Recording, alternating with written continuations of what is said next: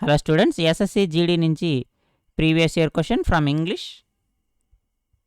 In view of his transfer to a far off place he had to dash his promotion.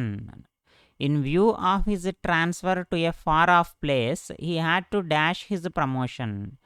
So అతనికి చాలా దూరమైన ప్రదేశంలో అతనికి transfer వచ్చింది కాబట్టి అతడు ఆ ప్రమోషన్ ఏం చేశాడు అనేది ఇక్కడ మనల్ని అడుగుతున్నాడు.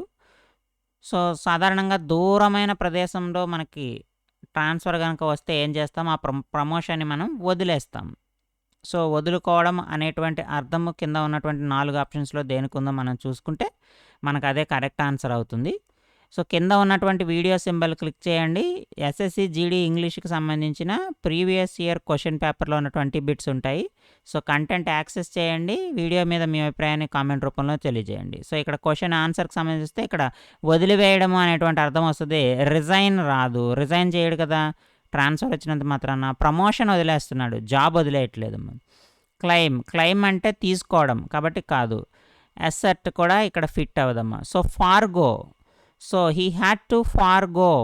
సో అనేది ఫార్గో అంటే వదిలివేయడం, ఫార్గో హిజ్ ప్రమోషన్. సో దూరమైన ప్లేస్లో అతనికి ట్రాన్స్ఫర్ వచ్చింది కాబట్టి అతను ఏం చేస్తున్నాడంటే ప్రమోషన్ని వదిలివేస్తున్నాడు. So option D is the right answer.